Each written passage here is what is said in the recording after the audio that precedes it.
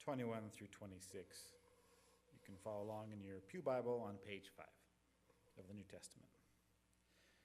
You have heard it said that those of ancient times, "You shall not murder, and whoever murders shall be liable to judgment." But I say to you that if you are angry with a brother or sister, you will be liable to judgment. And if you insult a brother or sister, you will be liable to the council. And if you say, "You fool," you will be liable to the hell of fire. So when you are offering your gift at the altar, if you remember that your brother or sister has something against you, leave your gift before the altar and go. First, be reconciled with your brother or sister, and then come to offer your gift.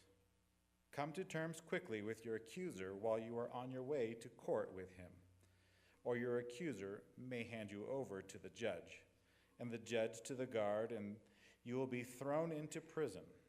Truly, I tell you, you will never get out until you have paid the last penny. The word of the Lord. Thanks be to God.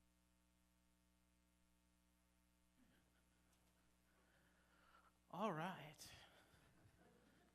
So let's be clear. Murder is bad. We should probably be a community that does not murder one another. God wants that. Just going to start off right there.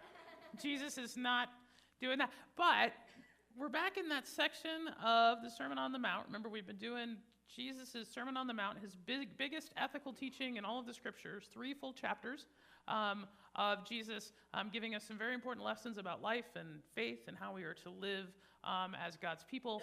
And he is in the process of sort of expanding what were originally very black and white kind of ideas and concepts. So when he says, "You have heard it said, do not murder," he is quoting the 10 Commandments, right? Good job over here. She works for us. We like that. He's quoting the 10 Commandments. He's quoting Moses. We talked about this a couple times ago. In this section, we get this link between Jesus as kind of the new Moses. So he's quoting Moses. And he's reminding us, very important rule, do not murder one another. Good. That's a good foundation to build on. But Jesus doesn't leave it there, right? He says it's not enough to not murder people. I'm going to keep saying that until you get it, like don't murder people.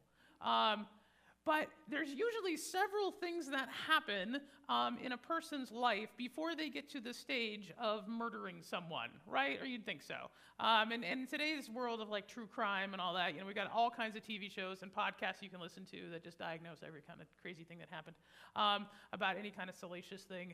But what Jesus is saying, before you even get there, before you even the idea of maybe I should murder this person. Before that thought gets in your head, there are probably several other thoughts that show up first. And a lot of those probably have something to do with anger, right? So Jesus is basically saying, there's this thing that happens before the murdering, and the thing that happens before the murdering is probably some sort of rift, some sort of tear, some sort of estrangement. Something happens, and it probably has something to do with anger. So Jesus says it's not enough not to just go around killing people. I'm going to keep saying that till you get it. Don't go around killing people. I don't know why I'm looking over here, but but maybe not a good idea to engage in things that would lead you down that path in the first place. And the thing that is most likely to take you down that path in the first place is anger. Or actually, not all anger, but a certain kind of unchecked, unregulated, unnuanced, unintentional anger. And that anger that proceeds actually doesn't have a place in God's kingdom. Now, Jesus isn't against anger, which is a really good thing, because I know something about anger because I'm a parent. Vivian's going to sit here in the front row and not listen to me, which is probably a pretty good idea. And occasionally in our house, we have to reinstitute the no yelling rule in our house, because it just gets so easy sometimes, like especially when you have more than one and then they're together and they're doing that thing that siblings do. So this was really challenging for my wife. My wife was an only child. I'm going to talk a lot about my wife and Gavin because they're not here. My wife struggled when we had our second child because she grew up an only child, and she would be like, what is going on with these two things? And thankfully, I grew up the middle of three, so I know all about siblings. I'm an expert in siblings. I'm like, don't worry, it's normal, but oh, by the way, it's going to get worse before it gets better. And there are those times and those moments, right, where you're just like, oh, this is why they tell you not to shake your children, because you really want to shake your children. Right? So anger is part of life. It is unavoidable, and we would be foolish to pretend like it doesn't exist and it can't exist. And in fact, sometimes anger is a tool that we need because it motivates us. And it motivates us when we have those kind of wait, what moments, right? You know those moments, right? Where like something happens and you're like, wait, what? Like, what is happening right now, right? You're like, hold on.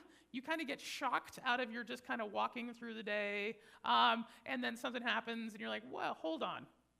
What is the universe doing at this moment? So actually, just the other day, Jim and I were comparing stories about traveling a lot. I've told you I used to travel a bunch for work on airplanes, and if you ever want to see unchecked anger, spend some time in an airport. So we were comparing stories about some of the things that we saw when we were around our fellow travelers, and especially when things were not going well for maybe us and our fellow travelers. And if you want to see some real unchecked anger, be around a bunch of business travelers whose flight just got canceled. Right? And then go to the poor airline thing. We talked about this a couple weeks ago. Go to the poor place where those ladies are all lined up, and it's usually ladies, but all those poor people are lined up to try to help you rebook your flights, right? You want to see some anger, you'll see some anger there. Or at the hotel when you're going to check in and the hotel is full and somebody wants a room and thinks they've earned a room or they deserve a room, as if somehow the lady behind the counter can like divine a room out of the ether and be like, they're like, no, we're booked. They're like, no, you must have a room. Like, no, booked means no rooms, right? And so you get around these folks all the time. And my response usually was first to be like, I don't want to be like that. And then, if you were the next one in line, you always kind of had a choice, right? Am I going to say something, and I would get angry at their anger. Right? I'd be like, why are you taking it out on this person? It's not their fault. And so you're confronted with that choice. Like, am I going to say something to this person who's obviously clearly agitated and be like, hey, man, come on. And it's usually a guy, let's be honest. Or a lot of times what we would do, and it was interesting because, Jim, you said the same thing, is my response was then to be extra nice to the woman or whoever it was when it was my turn and be like, man, that guy was a real jerk. I'm sorry, right? My anger, my response to seeing something in the world that wasn't the way that it was supposed to be was to do what I could to make the world a little more like it is supposed to be. When I see somebody stealing love out of the world, that makes me angry, and my job comes to put a more love back into the world. I wish I could say I was perfect at this. And actually, I must confess, when Jim was telling me these stories, I'm like, I can totally relate to that. But the stories that came to my mind were not the ones where I was standing behind the angry person, but the one where I was the angry person. And my prayer was, gosh, I hope there was somebody with a better sense than I right behind me who said something nice to that poor person that I took my feelings out on. That's the thing. Anger is a tool. Anger is something. Anger is what happens when we see something in the universe happening or when something's going on around us that is not the way that it's supposed to be. When we see injustice in the world, when we see people being torn down or people being called names or people being bullied or the world being hurt or whatever it is, when we see harm being done, we get angry, and we ought to, it should make us angry, because that is the way that our energy coalesces into something, but we can't just stay there in the anger. God then wants us to do something with it. Do something with it that is helpful. Now, I want to tell you a story about Gavin, because he's not here.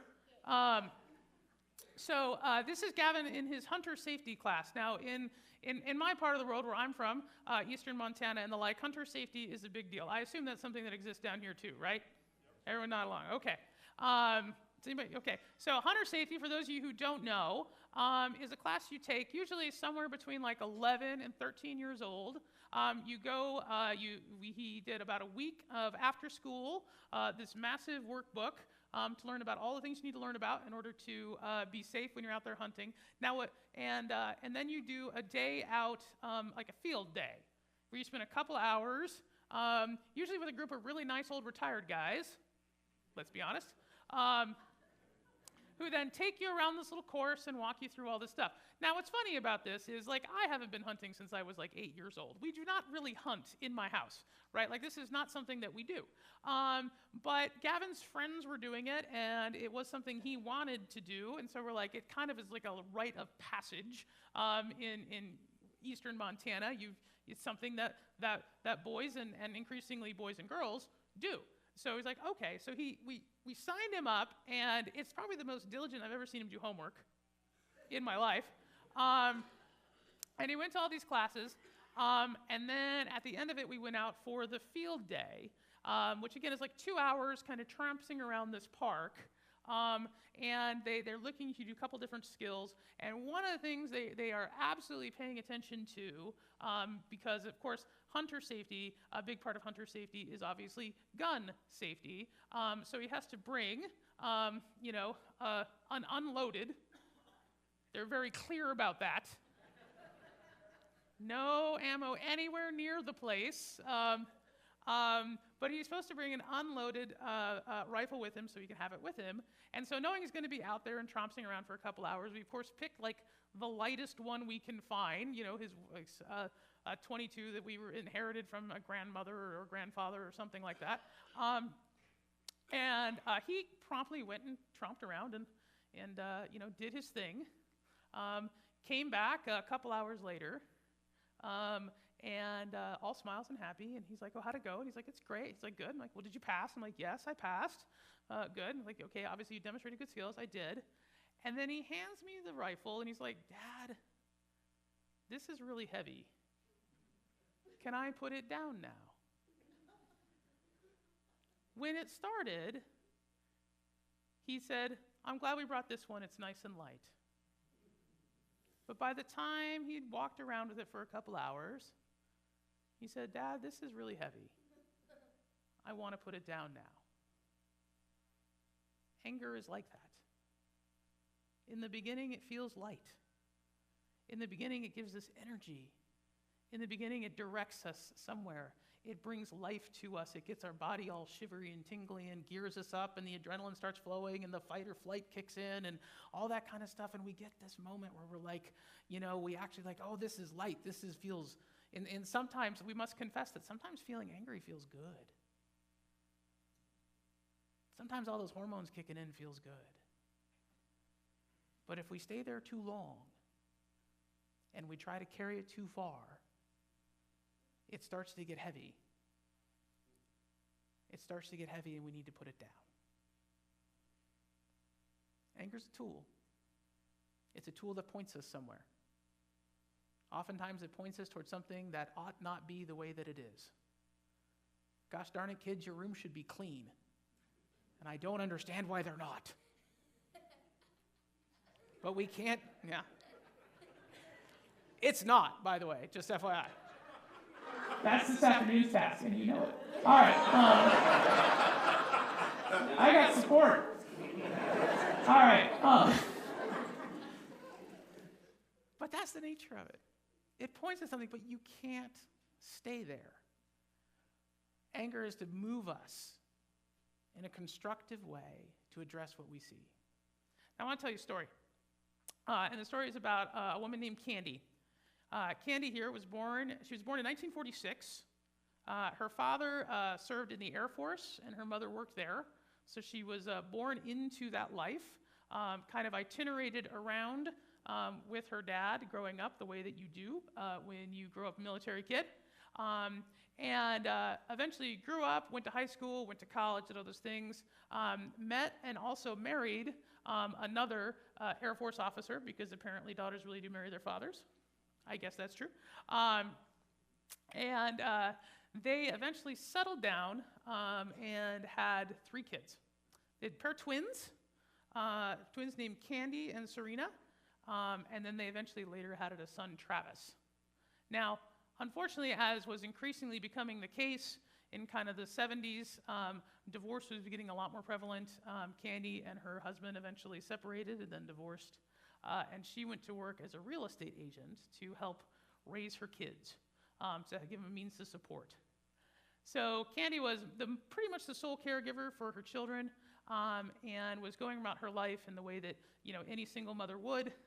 As someone who was raised by a single mother, I have a lot of sympathy, and my mom was also a mother of 3 kids, and so I know that life is hard.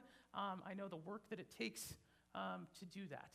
So I'm already I'm reading this, and I've got a lot of respect for Candy and what she's going through. Unfortunately, one day, when Candy's children were actually on their way to go to a church carnival,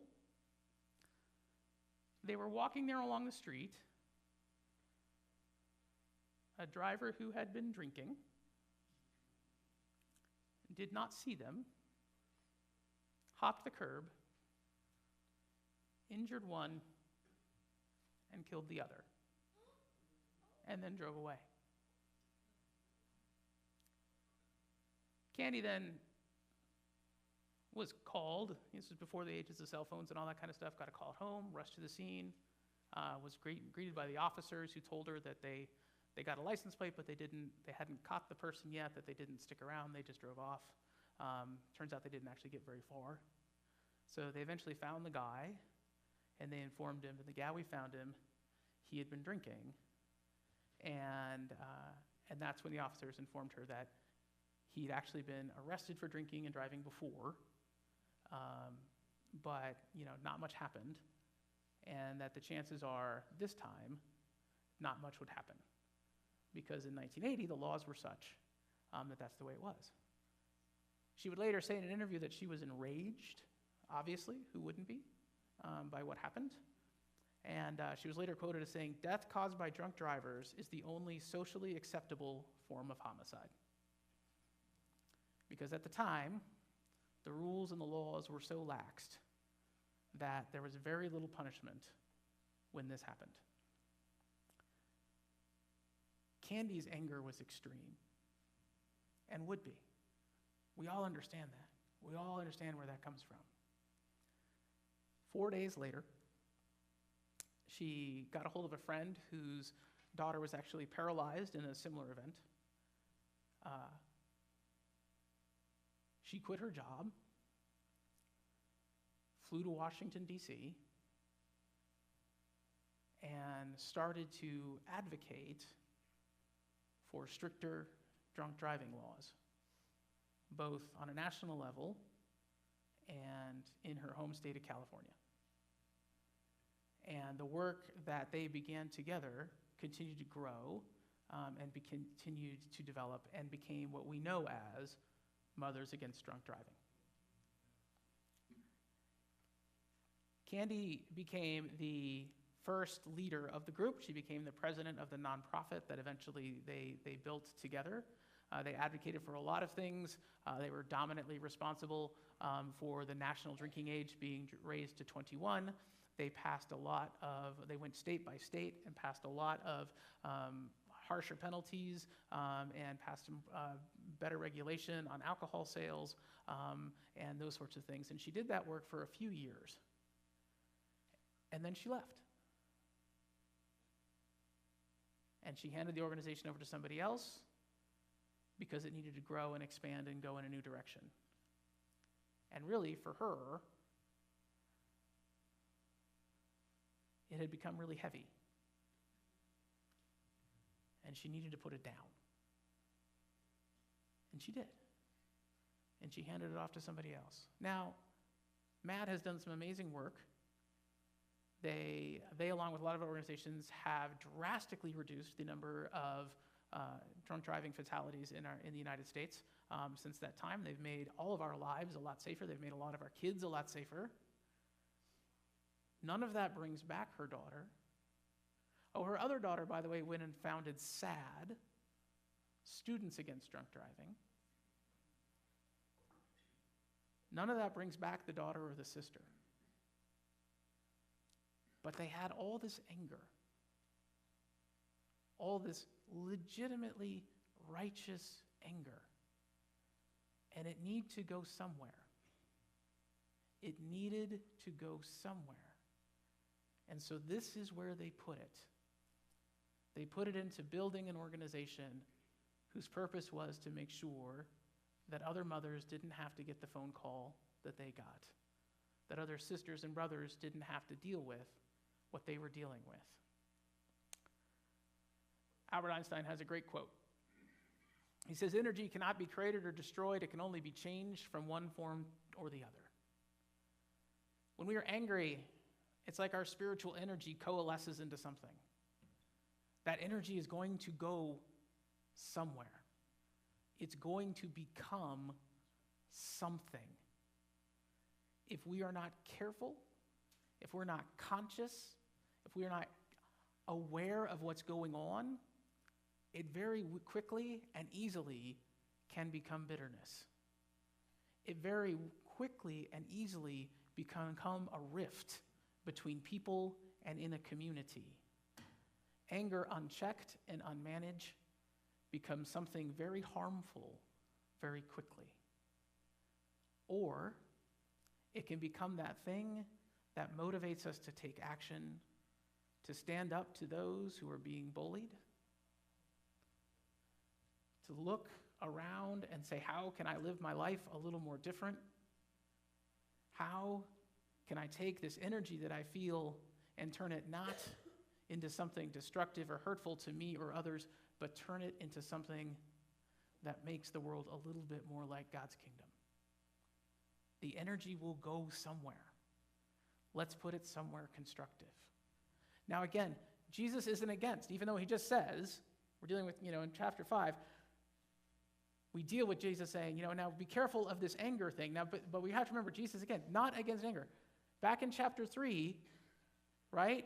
Back in chapter 3, we have John the Baptist, one of my favorite guys in Scripture.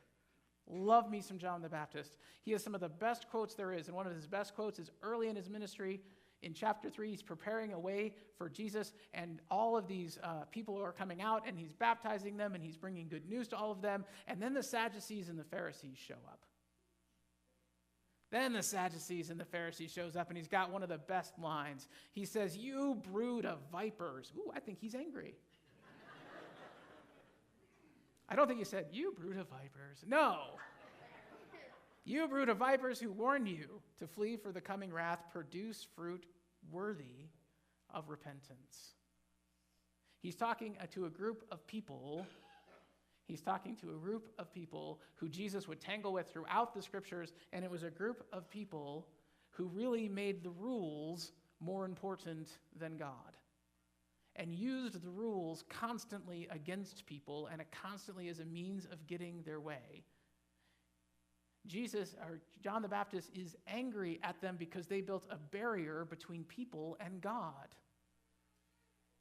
He was violating the first rule. Love God. Don't get in the way of people loving God. Jesus will do the same thing at the end of Matthew. I love Jesus' style because when we wear those bracelets that say, "What would Jesus do?" My favorite thing to remember is that if what would Jesus do is how we're going to live, then tossing over tables is a legitimate option. Right? Because Jesus walks into the temple and he sees all these people and he's like, wait a minute. This is supposed to be a holy place. This is supposed to be a place where people come together. This is supposed to be a place where community is formed and bonded. This is supposed to be a place where people get close to God and practice their faith. And you've put an economic barrier in between it. You've made it about money, not about love, not about faith, not about grace. And he turns over the table, and yeah, Jesus gets angry because he wants to tear down the barriers between us and God. That's what he came for. That's what faith is. If you look back at our passage today, Jesus says, he doesn't actually say, don't be completely angry, don't ever be angry. He says, don't insult people, right? Don't call people names, right? Not that you can't disagree. Jesus is going to disagree with a lot of people. But if you notice what he never does, he never calls them names. So he says, don't go, you idiot. I don't know why I'm looking at you. This is why no one sits in the front row, right? Just to be clear. Okay. All right. You idiot. Back there in the back row. Right? Don't do things that get in the way. Don't let anger drive you to do things that get in the way of the second rule, which is to love your neighbor. Right? Jesus and John the Baptist get mad because people are standing in the way of our ability to love God. Jesus is saying, don't do the things. Don't let anger get in the way of loving your neighbor. Because that's what we're about. And if you've let anger get in the way of loving your neighbor, then you should just drop your offering right now, forget about going to church, and go find your neighbor and find a way to make reconciled. Don't let that happen. Now, finally, my son actually has a shirt with this saying on it. It says, the beatings will continue until morale improves. I think we do this to each other. I think this is where anger leads us if we're not careful. We can be in that place that's like, why can't we have a better relation? Why can't you love me more? Smack. I don't know. Why is that? And the truth is, this is the one we are probably most guilty of doing to ourselves.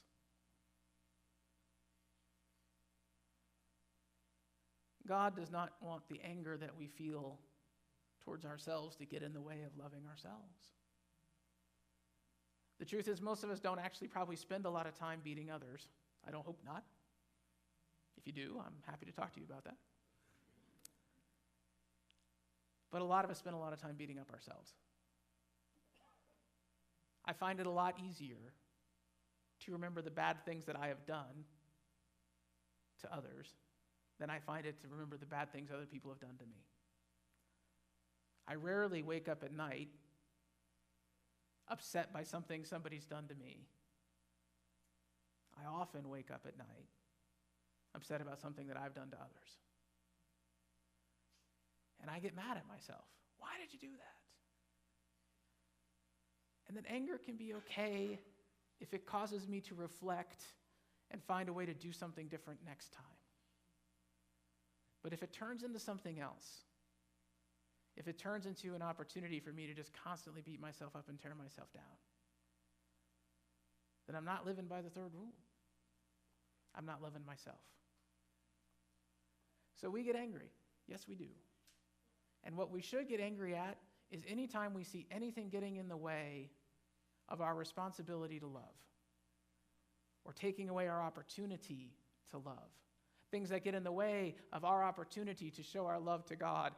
Things that get in the way of us showing our opportunity of our love for our neighbors, whoever they may be and whoever they may be, and our opportunities, things that get in the way of our opportunity to love and care for ourselves.